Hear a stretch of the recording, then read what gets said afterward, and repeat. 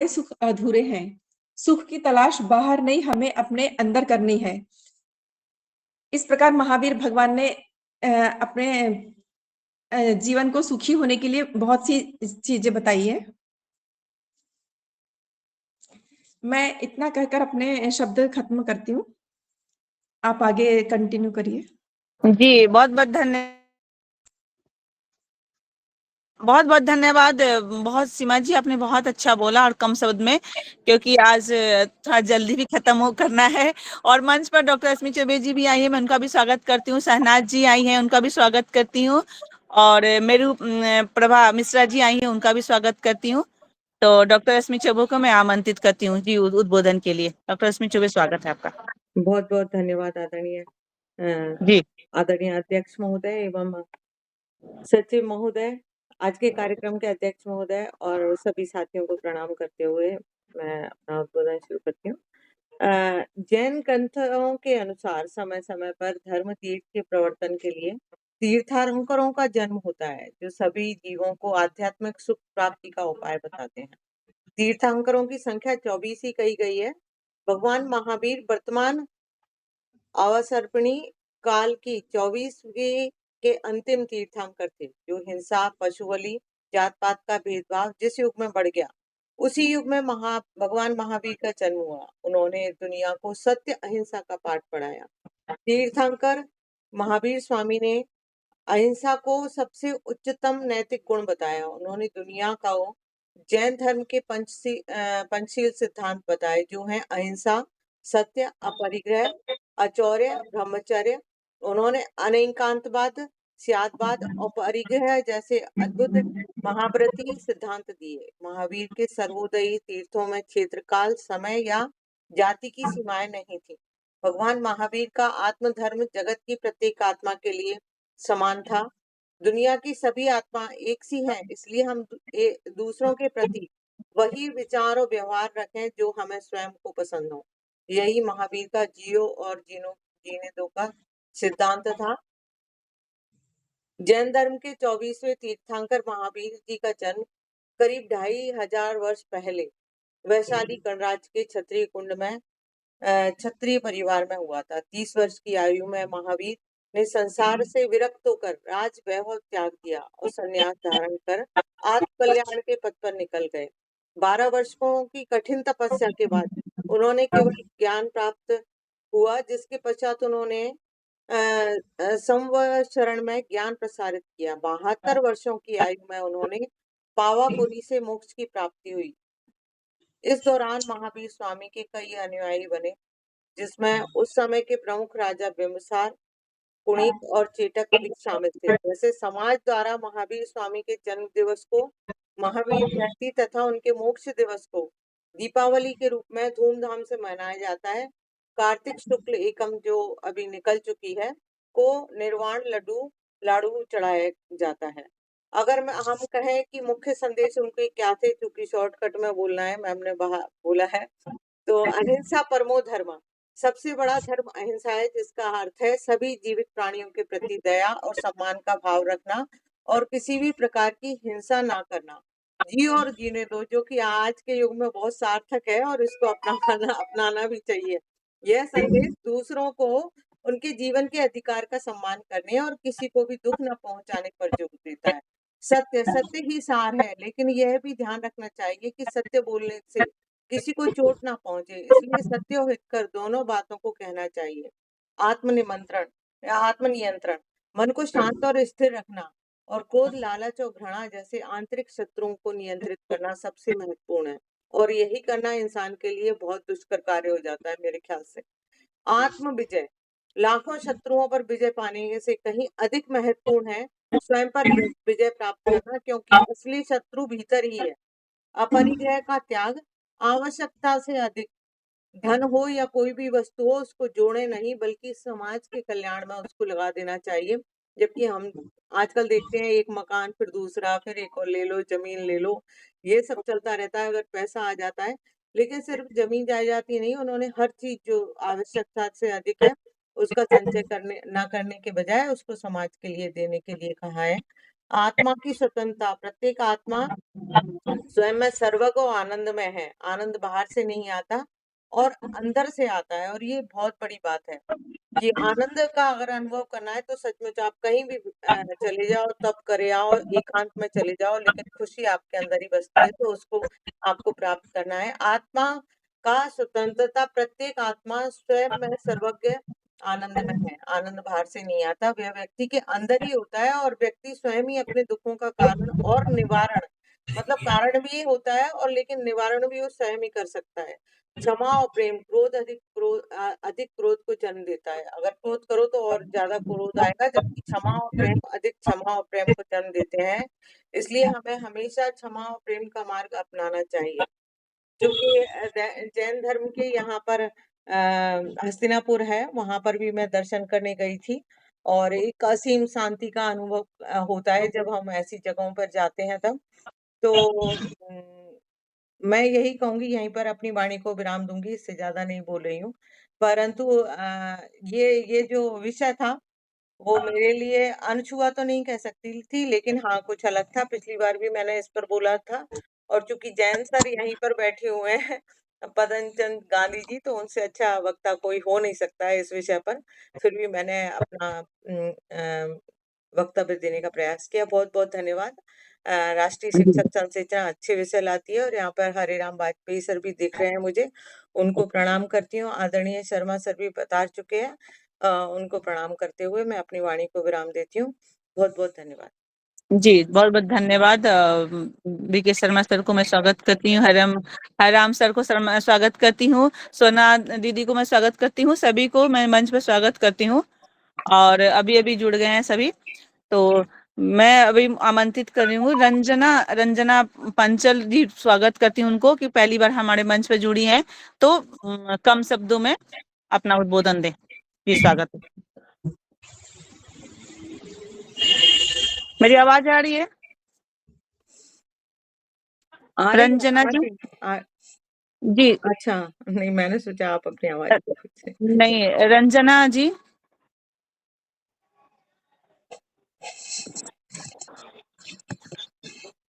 रंजना जी, आवाज आ रही है मेरी? पुनः आमंत्रित कर लेंगे। सीमा जैन तो बोले नहीं। सोना जी अभी मंच पर उपस्थित है, मैं उनको स्वागत करती हूँ अपने उद्बोधन के लिए। सोना जादव, आवाज आ रही है? जी, एक 5-10 मिनट के बाद प्लीज। ठीक है, ठीक है, ठीक है। मंच पे डॉक्टर शहनाज जी हैं, मैं हमको स्वागत करती हूँ। डॉक्टर शहनाज जी, धन्यवाद मैडम। जी जी, स्वागत है। आज की हमारी ये संगोष्ठी भगवान महावीर जयंती के उपलक्ष्य में रखी गई है, राष्ट्रीय शिक्षक संघ चेतना उज्जैन द्वारा। और इस कार्यक्रम के अध्यक्ष जो कि हमारे मार्गदर्शक और भूतपूर्व कार्याध्यक्ष और हमारे अच्छा ठीक है, आ जाए जल्दी। आदरणीय बीके शर्मा सर, साथ ही यहाँ पर हरराम वाजपेयी सर, पदम गांधी सर, संचालन करती श्वेता मैडम, और पटल पर सभी उपस्थित विद्वज्जन, इन सभी को मेरा सादर प्रणाम। आज की हमारी संगोष्ठी बहुत ही महत्वपूर्ण संगोष्ठी है, और मैं पहले क्षमा चाहती हूँ कि मुझे प्रस्तावना के लिए कहा गया, लेकिन प्रवास में थी इसलिए पहुंच नहीं पाई और प्रस्तावना नहीं कर पाई। इसलिए समय के अभाव में मैं अपने ओर से यहाँ पर थोड़ा सा इस पर प्रकाश डालना चाहती हूँ, क्योंकि भगवान महावीर और भगवान गौतम बुद्ध, ये दो समान रूप में चलने वाले महानुभाव है। और वैसे देखा जाए तो भगवान महावीर का विश्व चिंतन में इनका सबसे बड़ा योगदान कहा जा सकता है, क्योंकि इन्होंने जो मार्ग बताया है उस मार्ग पर अगर मनुष्य चलता है तो सचमुच में ही मनुष्य के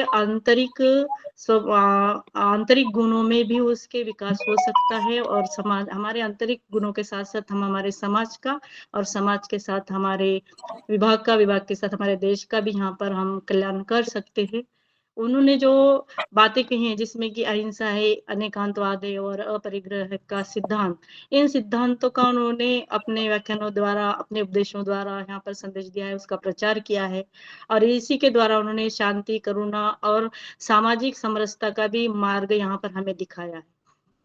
उन्होंने सिखाया कि व्यक्ति स्वयं अपने उद्धार के लिए जिम्मेदार है और स्वयं ही वो किसी के कहे द्वारा या किसी के बोलने के द्वारा मोक्ष नहीं पा सकता, बल्कि अपने वो खुद जिम्मेदार है। और मोक्ष पाने के लिए भी पंच महा व्रत का उन्होंने जो उपदेश दिया है, जिसमें अहिंसा है, सत्य है, अस्तेय है, ब्रह्मचर्य है, अपरिग्रह है, इन बातों का अगर मनुष्य पालन करता है तो सचमुच में ही उसे किसी और चीज की आवश्यकता नहीं, ऐसा मैं कहना चाहूंगी अपनी ओर से।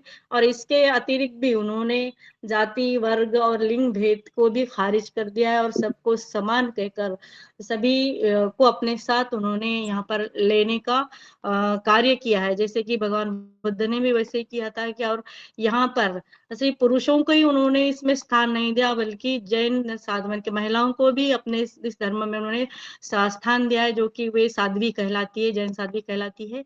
और उन्होंने जो 5 बातें की, जिसमें कि अहिंसा है, अनेकांतवाद है और अपरिग्रह है, इसमें वो ये कहते हैं कि सभी जीवों के प्रति करुणा रखनी चाहिए, दया रखनी चाहिए, प्रेम रखना चाहिए और बिना किसी को नुकसान न पहुंचाकर यानी कि उनका कल्याण करना चाहिए और उनके साथ सद्भाव। और ये आज के युग में हमको इसकी बड़ी आवश्यकता है, क्योंकि आज भी शांति और सद्भाव ये हमारे लिए अति आवश्यक हो गए हैं। अगर इस बात को हम आत्मसात करते हैं तो सचमुच में हमारे व्यक्तित्व के साथ हमारे समाज का कल्याण और देश का कल्याण भी हम कर सकते हैं। उसके बाद उन्होंने जो बात की कि अनेकांतवाद, किसी भी विषय को देखने के लिए यानी कि मनुष्य का अलग अलग दृष्टिकोण होता है। अनेक दृष्टिकोण से एक अगर विषय हो तो उसे अनेक दृष्टिकोण से वो देखा जाता है और ये सिद्धांत सहिष्णुता को बढ़ावा देता है और संघर्षों को कम करने की मदद करता है, क्योंकि हर व्यक्ति का अपना अलग दृष्टिकोण होता है और उस दृष्टिकोण से ही उस बात को वो उस विषय को ले समय सकता को है। थोड़ा सा ध्यान रखना है क्योंकि बहुत लोग भी हैं। जी जी जी जी। और इसी के साथ उन्होंने धर्म और मोक्ष के ऊपर भी उन्होंने बात कही है, क्षमा और धर्म। यानी कि महावीर कहते हैं कि सब जीवों से क्षमा मन के वे कहते हैं कि सब जीवों से क्षमा चाहता हूँ, जगत के सभी जीवों के प्रति मेरा मैत्री भाव है और मेरा किसी से वैर नहीं, और मैं सच्चे हृदय से धर्म में स्थिर हुआ हूँ और सब जीवों में मैं सारे अपराधों की क्षमा मांगता हूँ और सब जीवों ने मेरे प्रति जो अपराध किए मैं उनसे भी क्षमा करता हूँ। और ये क्षमा की ये बात सिर्फ जैन धर्म में भी नहीं, बल्कि दुनिया में जितने भी सारे धर्म में है वो धर्म यहाँ पर क्षमा को वहां पर महत्व दिया गया है। और क्षमा करना और क्षमा मांगना ये कोई कम की बात नहीं है, ये बहुत महत्वपूर्ण बात है।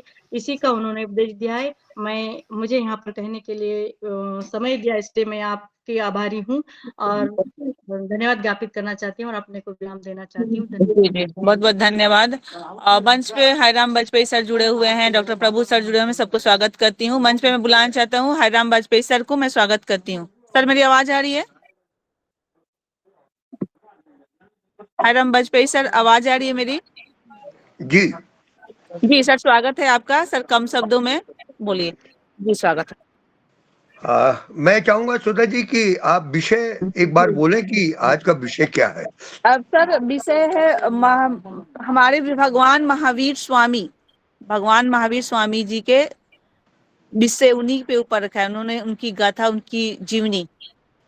नहीं, भगवान महावीर स्वामी जी का विश्व चिंतन में योगदान, वही था, उनके बारे में ही बोल रहा है।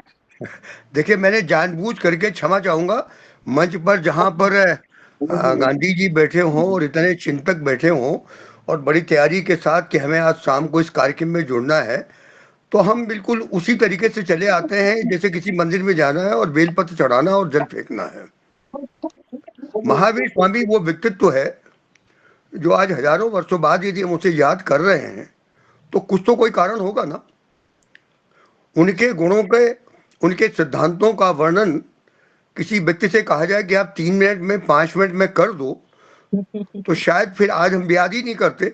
आज हजारों साल उस व्यक्तित्व के, उनके त्याग के, सत्य के, अहिंसा के, जो भी कहे जा रहे हैं, हमने किताबों से पढ़ करके कहीं से लेकर के आए।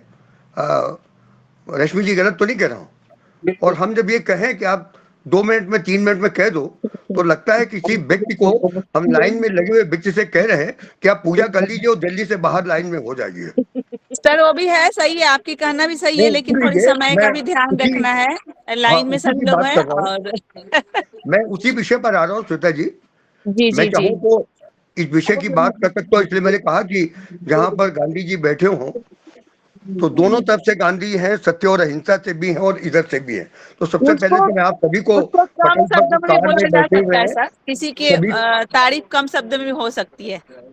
हाँ, करने के लिए तो जय जिनेंद्र कह करके भी हम अपनी बात कह सकते हैं, इतना हाँ ही अपने आप में काफी है। जय जी जिनेंद्र कह दीजिए, है, मानव जाति का सम्मान, गलतियों के लिए क्षमा मांग लेना। और अगर कोई व्यक्ति स्वतः आके कहता है कि मुझे अपने आप से ये खेद है कि मैंने मनसा वाचा कर्मणा से आपको दुख पहुंचाया है, आप मुझे क्षमा कर दें, उसे क्षमा कर देना भी एक बहुत बड़ी बात है। वर्तमान में जो विषय दिया हुआ है, मैं 2 मिनट में बात कर दूं। महावीर जी का प्रभाव हमारे ऊपर अगर न होता तो आज हम चर्चा नहीं करते, और हजारों वर्षों से करते आ रहे हो, तो इसी पटल पर भी कई बार कर चुके हैं। और कहीं कहीं लगता है, गांधी जी क्षमा करना मुझे, कि हमारे ऊपर कोई असर नहीं है। सत्य और अहिंसा के लिए चलने वाला व्यक्ति, अपनी राजगद्दी को छोड़ने वाला व्यक्ति, तपस्या करने वाला व्यक्ति, परिग्रह सिखाने वाला व्यक्ति, इन तमाम सारी बातों का संदेश छोड़ने वाला व्यक्ति आज उन्हीं के अनुयायी भौतिकवाद में इतने डूबे हुए हैं कि यदि आपको देखना हो तो किसी जगह देख सकते हैं। हमने पहले 2 टुकड़े हुए, श्वेतांबर और दिगंबर, इसके बाद कितने पंथ हैं। और आज अगर देखना हो तो वैभव अगर कहीं देखना है तो इस समाज में जाकर के देखिए, खान पान में देखिए, पहनावे में देखिए। अगर हमारा वो प्रणेता, जिस व्यक्ति ने अपनी राजगद्दी सिंहासन छोड़ दिया हो, हम उसके सिद्धांत पर चल रहे हैं क्या? आज हम बिना झूठ के काम नहीं कर रहे हैं। आज अहिंसा सिर्फ हमारे घरों से शुरुआत होती है, अपने आप से हम शुरू करते हैं, हमारे परिवार में, हमारे समाज में, और सारी दुनिया में लाखों लोग मारे जा रहे हैं लगातार, और हम चुपचाप बैठे। ये भारत यही है? कौन सा मुंह लेकर के भारत कह रहा है कि हमारे यहाँ देश में महावीर जी पैदा हुए थे, हमने विश्व को अहिंसा का संदेश दिया? अगर इतनी ताकत होती तो आज जो लाखों लोग मारे जा रहे हैं, पूरे उसको इतिहास को जाने की जरूरत नहीं, समय की बात अभी हो जाएगी। तो ये क्यों हो रहा है?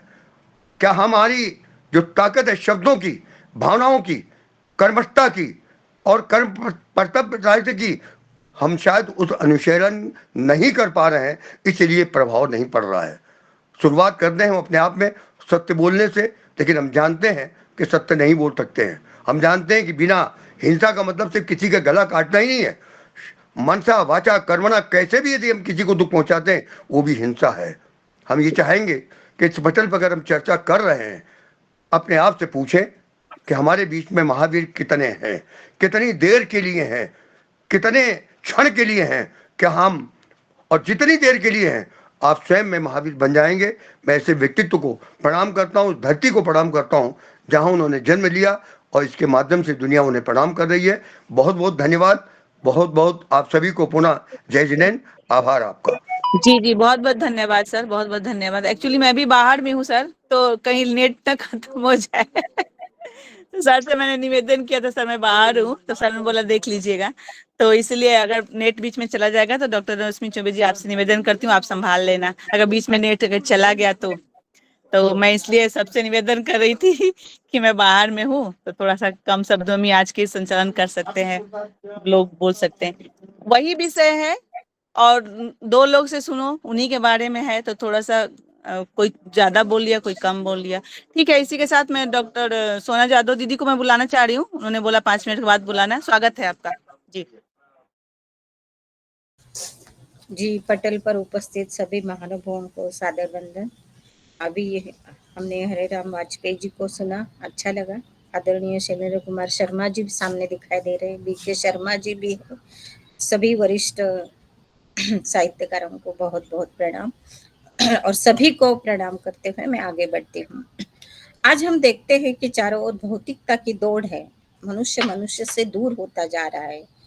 ऐसे में भी हमें प्रेम, शांति और आत्मसंयम की याद कोई दिलाता है तो वो है भगवान महावीर जी, जिनकी वाणी आज भी संसार के कोने कोने में गूंजती है। अहिंसा परम धर्म, यानी हिंसा नहीं बल्कि करुणा ही सच्चा धर्म है, ऐसा उन्होंने बताया है। तप, त्याग और तत्वज्ञान का प्रतीक उन्हें माना जाता है। उनका जन्म वैशाली के कुंडलपुर में हुआ था। जन्म तो हुआ था उनका राजघराने में, लेकिन बचपन से उनके मन में वैराग्य की ज्योति थी। तो 30 वर्ष की आयु में उन्होंने राजपाट, वैभव, सुख सुविधा सब त्याग दिया और मोक्ष की राह पर वो निकल पड़े। और 13 वर्ष के कठोर तप, ध्यान और साधना के बाद उन्हें कैवल्य ज्ञान प्राप्त हुआ और फिर वहीं से प्रारंभ हुआ जैन धर्म का नया युग, जिसमें आत्मा, अहिंसा और अपरिग्रह को मानव जीवन का आधार बताया गया। महावीर जी ने सिखाया कि हिंसा केवल हथियारों से नहीं होती, कठोर शब्द भी हिंसा है, द्वेष भी हिंसा है और ईर्ष्या भी हिंसा है। सावध रहो, तुम्हारे विचार भी किसी को आहत कर सकते हैं। आज हम देखते हैं कि सभी जगह असहिष्णुता इतनी बढ़ रही है, तब ये महावीर जी का संदेश अति हमें प्रासंगिक लगता है। उन्होंने आत्म विजय का मार्ग दिखाते हुए कहा कि जो स्वयं पर विजय पाले वही सच्चा विजेता है। वो आत्म संयम का ऐसा गूढ़ संदेश था जो आज भी जीवन की दिशा हमारी बदल सकता है। उन्होंने 3 मूल सूत्र दिए: सम्यक दर्शन, सम्यक ज्ञान और सम्यक चरित्र। और यही 3 पायदान हैं जो हमारी मुक्ति की सीढ़ी है। उनके उपदेश और आधुनिक जीवन में, रोजगार की जिंदगी में भी उनके तत्वज्ञान को हमें अपनाए तो रोजमर्रा की जिंदगी में भी थोड़ी सी करुणा, थोड़ा संयम और थोड़ा सत्य जोड़ दे तो महावीर दर्शन की सच्ची साधना होगी। उन्होंने कहा था, जियो और जीने दो। यह केवल वाक्य नहीं है बल्कि एक जीवन दर्शन है जो बताता है कि हमारी शांति दूसरों की शांति से जुड़ी है। प्रेरणादायी पंक्तियां उनकी हम सब याद करेंगे और उनको याद करके केवल जयंती जैसे कुछ मनाएंगे नहीं, तो हम अपने अंदर झांकने की भी कोशिश करेंगे और हम संकल्प करेंगे कि हम अपने शब्दों से नहीं, कर्मों से नहीं और विचारों से अहिंसा, सत्य और प्रेम को जीवन का हिस्सा बनाएंगे, जैसा कि महावीर जी ने कहा था। और उन्होंने सबसे बड़ी बात अच्छी कही थी कि मनुष्य का सबसे बड़ा शत्रु बाहर नहीं, अपने भीतर ही है। जो अपने भीतर के क्रोध, लोभ और अहंकार को जीत ले वही सच्चा विजेता है। अहिंसा की वह ज्योत प्रज्वलित करे, हर मन में शांति का दीप जलाए, भगवान महावीर के पथ पर चले और मानवता को नई राह दिखाए और मानवता को नहीं राह दिखाए। उनके यही विचार हम अपनाएंगे, याद रखेंगे और हमारा और सबका जीवन अच्छा बनाएंगे। धन्यवाद जी, बहुत बहुत धन्यवाद। बहुत अच्छा आपने बोला, उनके सूत्र और उनके बारे में अपना बताया, उनको उद्बोधन बताया। मंच पे डॉक्टर शैलेंद्र शर्मा जी जुड़ गए हैं, उनको मैं स्वागत करती हूँ। और नया जी जुड़ गई हैं, मृदुला जी शर्मा जी जुड़ गई हैं, सभी को मैं स्वागत करती हूँ। डॉक्टर शैलेंद्र शर्मा को मैं उद्बोधन के लिए आमंत्रित कर रही हूँ। सर, स्वागत है आपका। सरस्वती श्रुति महती महियताम। जी, रश्मि जी मेरा हो गया, आगे किसी को बुलाइए। धन्यवाद। जी जी जी, धन्यवाद जी। बाकी लोग से निवेदन है अपना फोन ऑफ कर लें। बाकी सबसे निवेदन है कि मंच पे, ताकि सुनाई देगा आवाज। जी सर, स्वागत है आपका सर उद्बोधन के लिए। रश्मि जी किसी को बुलाइए। महियताम। आज के इस महत्वपूर्ण वेब पटल पर विराजित अभी जिनका मैं बहुत सुंदर वक्तव्य सुन रहा था, ऐसे परम श्रद्धेय श्री हरिराम वाजपेयी जी, जो कि न केवल हिंदी जगत के गौरव हैं, वरन उन्होंने अनेक माध्यमों से हिंदी को विश्व स्तर पर ले जाने में अपना अविस्मरणीय योगदान दिया है। मैं उनकी उपस्थिति को प्रणाम करता हूं। हमारे बीच प्रोफेसर वी.के. शर्मा जी उपस्थित हैं और जो निरंतर शिक्षा, संस्कृति और साहित्य की सेवा में सन्नद्ध है, मैं उनकी उपस्थिति को रेखांकित करता हूं। हमारे बीच अभी सुवर्णा जादव जी बहुत सुंदर ढंग से विचार रख रही थी, उनका अभिनंदन। डॉक्टर रश्मि चौबे जी, श्वेता मिश्रा जी, सीमा जी, अरुणा जी, शहनाज शेख जी, यहाँ पर मधुलता शर्मा जी, मनीषा जी, प्रेमचंद गांधी जी, रंजना जी, सभी सुधीजन मौजूद हैं। मैं आप सभी की उपस्थिति को प्रणाम करता हूं। और ये जो अवसर है, ये अनेक दृष्टियों से विश्व संदर्भ से जोड़ता है। महावीर जी नहीं होते तो शायद विश्व को वो दिशा नहीं मिलती जिसकी अपेक्षा थी। पूर्वागत जो परंपराएं थी वो अपने ढंग से इस संसार में सत्य, अहिंसा, अस्तेय, अपरिग्रह, करुणा आदि को प्रत्यक्ष कर रही थी। लेकिन इस दुनिया में एक ऐसे महावीर आए जिन्होंने बिना अस्त्र के, बिना शस्त्र के विजेता का पद प्राप्त किया। हमारे यहाँ भारतीय अवधारणा मानती है कि मनुष्य का त्राण मनुष्य कर सकता है। इसे सिद्ध किया है भगवान महावीर ने। किसी और प्रकार की अपेक्षा नहीं है। यदि हम अपने स्वयं के उद्धार के लिए प्रवृत्त नहीं होते हैं तो कोई और मसीहा आकर के हमारा उद्धार नहीं करेगा।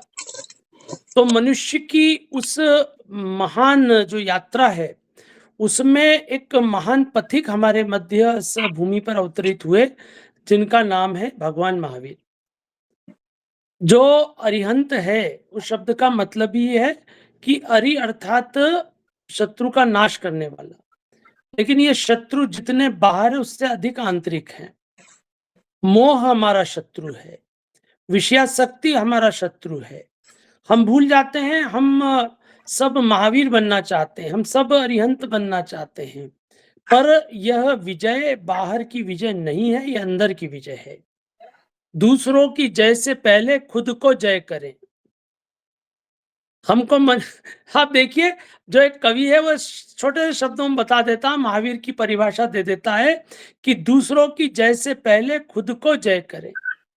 हमको मन की शक्ति देना, मन विजय करें, दूसरों की जय से पहले खुद को जय करें।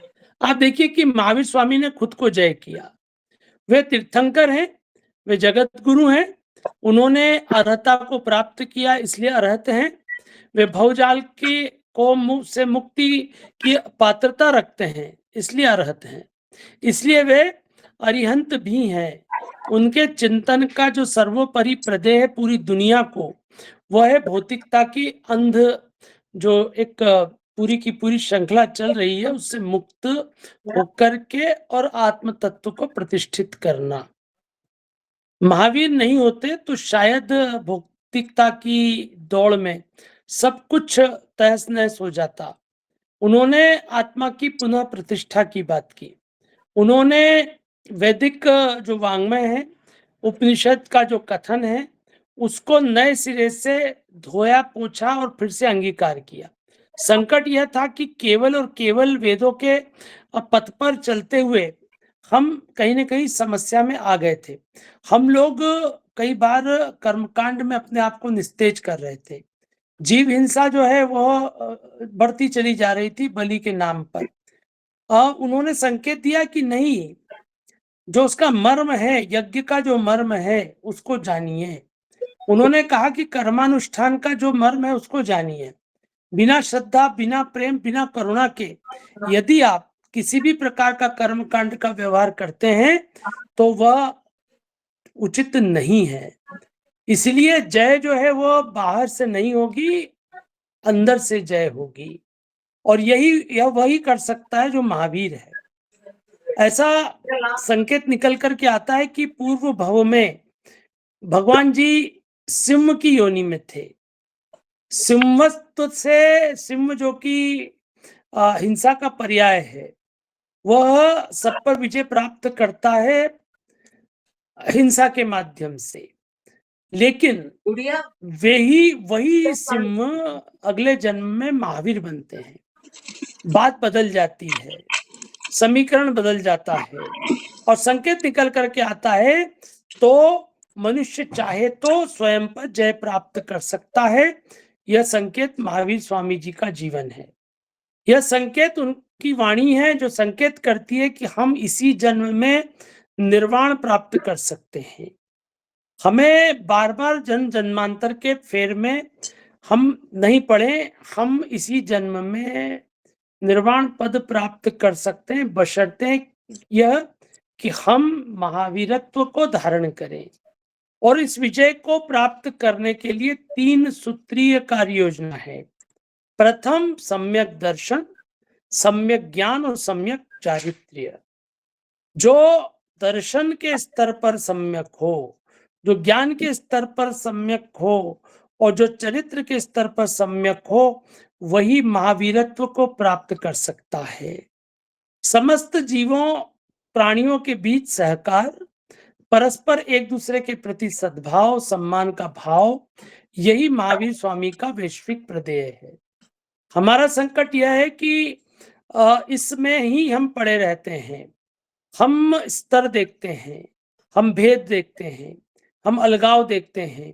महावीर स्वामी सिखाते हैं कि ये जो भेद है, ये जो विलगाव है, ये अलगाव है, ये जो ऊंच नीच का भेद है, स्तर का अलग अलग बनाना है, ये सब मनुष्य द्वारा निर्मित है। इसीलिए उन्होंने कहा कि परस्परोपग्रहो जीवाना, ये सारी दुनिया एक दूसरे पर अवलंबित है। अतः हम सब परस्पर एक दूसरे के प्रति सहकार और सद्भाव का भाव रखें, वैर या अतिक्रमण न करें। आज के समय का सबसे बड़ा संकट यह है कि इस दुनिया में कोई भी व्यक्ति बैर से मुक्त नहीं है, अतिक्रमण से मुक्त नहीं है। ट्रंप जो है वो बैरी भी है और अतिक्रमण करता भी है। वो दुनिया में सब जगह अपना वर्चस्व स्थापित करने के लिए जो कुछ कर रहे हैं वो महावीरत्व के विरुद्ध विपरीत दिशा में ले जा रहे हैं। दुनिया के जो तमाम देश हैं, बड़ी बड़ी सभ्यताएं, बड़े बड़े संस्कृति के उच्च स्थान पर बैठे हुए लोग बैरी हैं, बैर से ग्रस्त हैं, अतिक्रमण करता है। अतः इस दुनिया को आवश्यकता है महावीर स्वामी की, इस दुनिया को आवश्यकता है उनके चिंतन की, और वह चिंतन प्राणी मात्र के प्रति प्रेम से जुड़ा हुआ है। और यह जो उनका योगदान है वह सर्वहितकारी है। अनेकांत और अपरिग्रह आज के युग की आवश्यकता है। और ये जो दोनों सिद्धांत हैं, इन दोनों को समझे बिना हम महावीर स्वामी के चिंतन के साथ न्याय नहीं कर सकते। एक चिंतन यह है अनेकांत का, एक ही व्यक्ति सब कुछ निर्णय ले ले, एक ही विचारधारा सबको देखे, यह उचित नहीं है। एक ही वस्तु के कई आयाम हो सकते हैं, दुनिया को देखने के कई नजरिए हो सकते हैं। तो एक तरफ अनेकांत की अवधारणा, दूसरी तरफ अपरिग्रह की अवधारणा। इस दुनिया में जो विध्वंस हो रहा है प्राकृतिक और पर्यावरणीय, उसका एकमात्र कारण यह है कि लोग संचयी हो गए हैं, वे असंचय की ओर ले जाते हैं। वे कहते हैं कि जितनी आवश्यकता है उतना ही हम लोग संग्रहण करें। अभी समस्या ये विकराल रूप में सामने आ रही है और आने वाली है।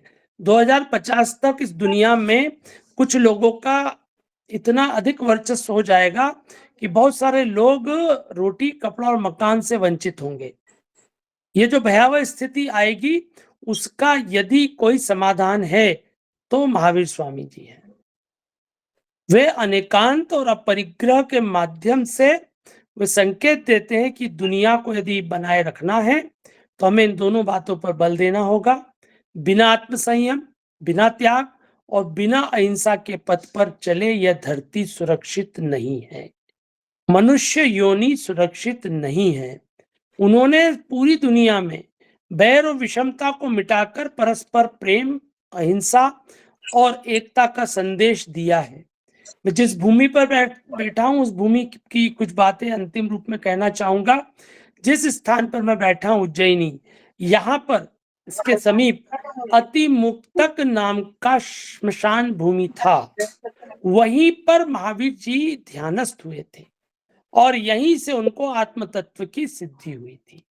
अतः इस नगरी का नाम उज्जैन यदि बना है तो उसका एक महत्वपूर्ण संदर्भ है कि यह जैन सिद्ध भूमि है। ये जेताओं की भूमि है, विजेताओं की भूमि है, ये महावीर स्वामी की भूमि है। यद्यपि इसके कई अर्थ किए जाते हैं और किए जाने चाहिए, कोई समस्या नहीं है। उज्जैनी का अर्थ विशिष्ट जय को प्राप्त करने वाली भूमि भी है, उद्यानी का भी है, उद्यानों से युक्त यह भूमि रही है, इसलिए उज्जैन उद्यान से बना है, ऐसा संदर्भ आता है। तो कहने का मतलब यह है कि महावीर जी ने इस भूमि पर बैठकर जो सिद्धि प्राप्त की थी वह बहुत महत्वपूर्ण सिद्ध हुई। इस भूमि पर अनेक जैन मुनियों का विश्राम हुआ। मुनि अकंपनाचार्य की चर्चा करना चाहूंगा कि उनके जैसे महान मुनि ने उज्जैनी में पदार्पण किया। उन्होंने संदेश दिया महावीर स्वामी के द्वारा प्रतिपादित मूल्यों का। यही वो भूमि है जहां पर दिगंबर और श्वेतांबर दोनों शाखाओं की स्थापना हुई थी। विक्रमादित्य के नवरत्नों में क्षपणक वह जैन साधु थे और वास्तविक नाम उनका सिद्धसेन दिवाकर था। अंत में मैं कहना चाहूंगा कि महावीर स्वामी हो, जैन दर्शन हो, पूर्वागत परंपराएं जिसमें ऋषभ देव जी से लेकर के हम लोग आ जाते हैं महावीर स्वामी तक, इन सबका यह संदेश है कि हम निरंतर आत्मचिंतन करें, आत्म तत्व को जानें, परस्पर प्रेम, सद्भाव और सम्मान के साथ इस जीवन का व्यवहार करें। और यहाँ पर मैं अंत में जो महान सूत्र मुनि मानतुंग जी का भक्तामर स्तोत्र, प्रतिदिन इसका पाठ हम करें, न कर पाए तो कोई बात नहीं, हम लोग रिकॉर्डेड रूप में अपने घर में बजाएं, सुने उसको, जीवन धन्यता को प्राप्त करेगा। भक्तामर प्रणत मौलिमणि प्रभाणा मुद्योतकम दलित पाप तमो वितानम सम्यक प्रणम्य जिन पाद युगम युगादा वालंबनम भव जले पतताम जनाना। झुके हुए भक्त देवों के मुकुट, जड़ित मणियों की प्रथा को प्रकाशित करने वाले, पाप रूपी अंधकार के समूह को नष्ट करने वाले, कर्मयुग के प्रारंभ में संसार समुद्र में डूबते हुए प्राणियों के लिए आलम्बन भूत जिनेन्द्र देव के चरण युगल को मन, वचन और काया से प्रणाम करके मैं मुनि मानतुंग उनकी स्तुति करूंगा। भक्त अमर नत मुकुट सुमणियों की सुप्रभा का जो भासक, पाप रूप अति सघन तिमिर का ज्ञान दिवाकर सा नाशक, भव जल पतित जनों को जिसने दिया आदि में अवलंबन, उनके चरण कमलन को करते सम्यक बारंबार नमन, सम्यक बारंबार नमन। बहुत बहुत धन्यवाद। जी सर, बहुत ही अच्छा आपने उद्बोधन दिया, बहुत ही अच्छा कि हमारी पूरी जानकारी दे दी आपने, कुछ बचा ही नहीं महावीर प्रसाद जी के बारे में। और सत्य, अहिंसा, त्याग, उनकी पूरी उनकी त्यागता, उन्होंने जो भी काम किया है समाज के लिए, अपने लिए। आपने सबसे अच्छी लाइन ये बोला सर कि खुद को जय करो, पहले अपने आप को मतलब ठीक करो, फिर दूसरे को। उन्होंने किया है। जी बहुत बहुत धन्यवाद सर, बहुत अच्छा आपने उद्बोधन दिया। महोदय एक सेकंड। जी जी सर। शैलेंद्र शर्मा जी को सुनने का मतलब सिर्फ एक व्यक्ति को नहीं सुन रहे हैं, हम महाकाल की नगरी को सुन रहे हैं। जी सर। हम कालिदास को सुन रहे हैं, इसीलिए सर को हमेशा मुख्य वक्ता के रूप में रखा जाता है कि जितना बाकी। सुनिए वही मैं कहने जा रहा हूँ। शैलेंद्र शर्मा वो व्यक्तित्व नहीं है जिसे मुख्य वक्ता के पद पर बिठा दिया जाए तो ही वो बोलेंगे। उनको सुनना सौभाग्य की बात होती है। जिसको कुछ सीखना हो, ज्ञान प्राप्त करना हो, किसी विषय को कैसे प्रस्तुत करना और कहाँ से कहाँ पहुँचा देना, महावीर स्वामी हो और चाहे महाकाल जी हो और चाहे विद्यानिवास मिश्र की बात करें या कालिदास की बात करें, मैं अपने आप को बड़ा भाग्यशाली समझता हूँ अगर मैं शैलेंद्र जी को सुनता हूँ। लगता है कि अगर कुछ सीखना है तो उस व्यक्ति को 5 मिनट के लिए सुन लो। जैसे उन्होंने एक मंत्र कहा कि ये सुन लीजिए, नहीं हो तो घर में लगा दीजिए, वैसे ही मुझे लगता है कि आदरणीय शैलेंद्र जी को सुनना अपने आप में परिपूर्ण होने का एक छोटा सा रास्ता है कि कुछ तुम सीखते। मैं आपको प्रणाम करता हूँ। बहुत बहुत धन्यवाद, बीच में बोला। जी जी जी, बहुत बहुत धन्यवाद, बहुत अनुग्रहित हूँ। मंच पे जुड़ गए हैं आज मुख्य अतिथि के रूप में उन्होंने डॉक्टर हरीसी पाल सर, मैं उनको स्वागत करती हूँ। और अभी मैं मंच पे बुलाना चाहूंगी बीके शर्मा सर को। सर स्वागत है आपका, मेरी आवाज जा रही है? मैं अभी किसी और कार्यक्रम में बैठा हूँ जी सर, जी सर, जी सर, पुनः आमंत्रित करेंगे। बीके शर्मा सर, मैं आपको स्वागत करती हूँ मंच पर। जी सर आपके उद्बोधन के लिए सर स्वागत है आपका।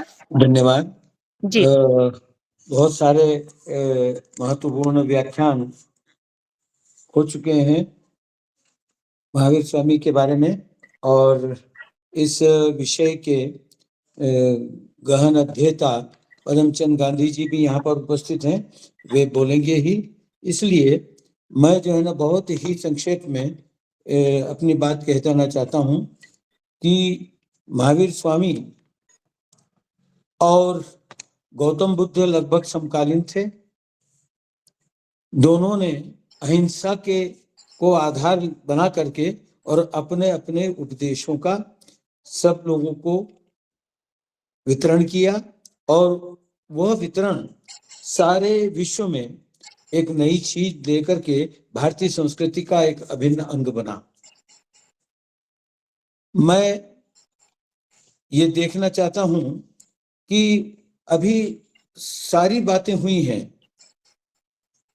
और महावीर स्वामी के जीवन के बारे में बात हुई है, महावीर स्वामी के उपदेशों के बारे में बात हुई है, उनके सम्यक दर्शन, सम्यक ज्ञान और सम्यक चरित्र के बारे में बात हुई है, अनेकांतवाद के बारे में भी उल्लेख हुआ है। लेकिन ये जो अनेकांतवाद है और जो स्यादवाद है, इसके बारे में विस्तार से बताने का काम संभवतः अंत में पद्मचंद गांधी जी करेंगे। लेकिन मैं ये सोचता हूँ कि जो तर्क का मुख्य आधार है भारतीय तर्क दर्शन का, वह स्यादवाद पर आधारित है और वह यह है कि हर चीज के कई पहलू होते हैं, हर बात के, हर अस्तित्व के कई पहलू होते हैं और ये पहलुओं को बताता है अनेकांतवाद और स्यादवाद।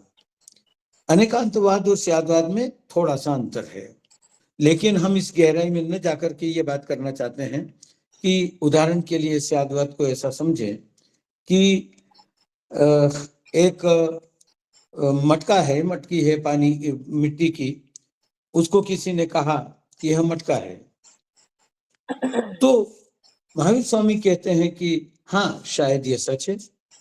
शायद कह दिया, इसका मतलब ये पूरी तरह सच नहीं है, शायद ये सच है। इसका मतलब ये कि वो मटका है, लेकिन वो दूसरे ढंग से कहें तो मिट्टी है, तीसरे ढंग से कहें तो पात्र है, और भी कुछ कहें तो कुछ भी नहीं है। तो एक चीज के कई पहलू हो सकते हैं और जब हम सत्य की खोज करते हैं तो निश्चित रूप से हमारे सामने यह चीज आना चाहिए कि हम जिसे सच मान लेते हैं वह सच है ही नहीं, उसके अलावा भी कुछ सच हैं। इसका अर्थ यह है कि जो सच हमने कहा है वह सच पूर्ण सत्य नहीं है। इसलिए जो बात मुख्य रूप से बात आती है वो यह आती है कि कोई व्यक्ति किसी चीज के बारे में यह सोचे कि नहीं मैं ही सही हूँ, मैं ही ठीक हूँ, मैं ही अच्छा हूँ, तो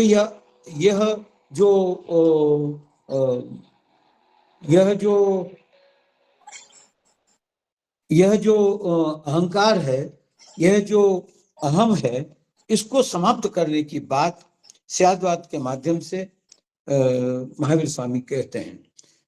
महावीर स्वामी के सारे उपदेश निश्चित रूप से बहुत उच्च कोटि के हैं, यद्यपि उनका जो पंथ है, उनके मानने वाले लोगों का जो तरीका है वह अत्यंत जटिल और अत्यंत कठिन है। उसको धारण करना हर एक के बस का रोग नहीं है। इसलिए ऐसा कहते हैं, कुछ विचारकों ने ये बात भी बताई है कि गौतम बुद्ध महावीर स्वामी के से कुछ छोटे थे, लगभग 3-4 दशक छोटे थे। वे पहले महावीर स्वामी के लोगों से जुड़े थे, लेकिन उन्होंने देखा ये बहुत कठिन है, तो फिर उन्होंने अपना एक सरल और सुगम रास्ता बना करके बताने का कार्य सोचा और तब उन्होंने बौद्ध दर्शन को सब लोगों को बताया। निश्चित रूप से महावीर स्वामी एक बहुत उच्च कोटि के विचारक थे। उन्होंने जो चीज कही है, गौतम बुद्ध ने जो चीज कही है, या ईसा मसीह ने जो चीज कही है, हमारे यहाँ के बहुत सारे संतों ने जो चीज कही है, लगभग सब एक है, एक जैसी है। कहने का तरीका भिन्न भिन्न है। इसलिए हम यह नहीं कह सकते कि यह ही सत्य है। यहाँ पर फिर वही स्यादवाद की बात आ जाती है। इसलिए मैं सोचता हूँ कि हम महावीर स्वामी को हमारे भारतीय संस्कृति का एक उच्च कोटि का महान धार्मिक और आध्यात्मिक सरोकार मान सकते हैं। उन्होंने जो बातें बताई हैं वो हमारे जीवन से जुड़ी हुई हैं, इसलिए और हम इस जीवन के अंत में क्या करें, हमारा जीवन कैसे संपन्न बने, इसके लिए महावीर स्वामी ने जो बातें बताई है वे हमारे जीवन का एक महत्वपूर्ण कार्य हो सकती है।